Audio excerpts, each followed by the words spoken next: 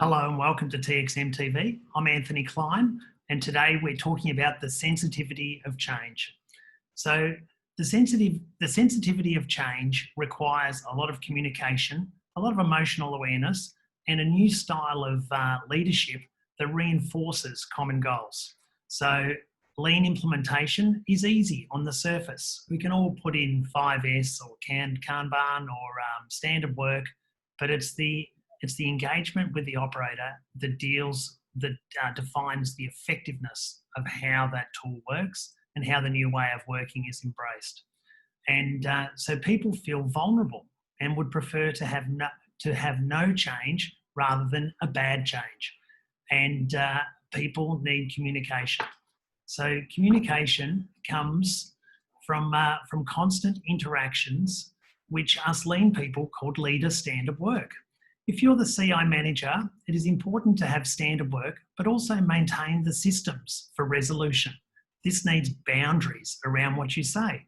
A good thing to do is to rehearse with the leader how you do your routine workplace interactions. Rehearse how you respond when a concern is raised. Maintain your focus on resolving the process. What I see is a lot of continuous improvement people go to the operator and they actually undermine the team leader's chain of command responsibility. And that's quite a natural thing to do. People who do the work say to the lean person or the CI person, hey, this is a problem, can you help me solve it?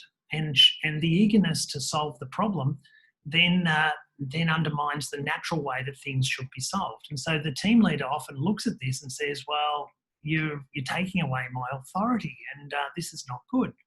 And so as a lean leader, you need to rehearse with the team leader how you respond in that situation and refer back and help the person who's got the problem think through the problem, think through the solution, but then instead of initiating the solution, initiate the communication to go back through the team leader and collaborate that solution with the team leader.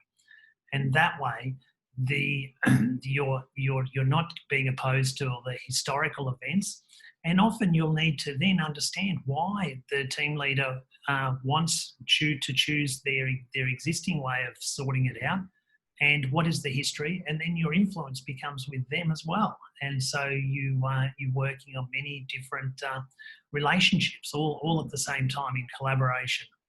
So the simple action of role modelling leader standard work will have a huge impact on both the team leader or the operational leader. And how that works is they will start to copy you and adopt their own reinforced style of standard work.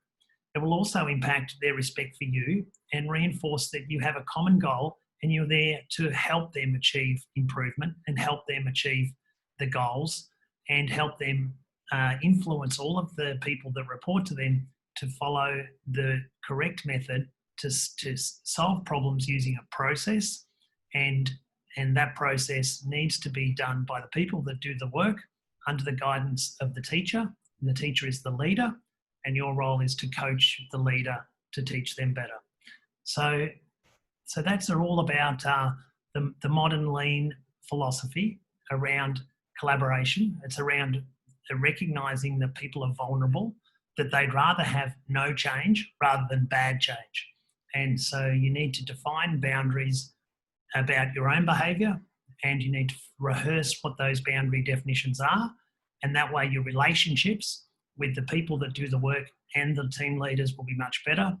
And that will enable your respect to grow and your own personal career to flourish. So thank you for watching this TXM TV show and this episode. Next week we'll be back and we'll have more about lean and continuous improvement, operational excellence, and on Monday we'll be talking around the normality of how to behave and the fact that it needs situational leadership. So I'm Anthony Clyne, and thank you for watching.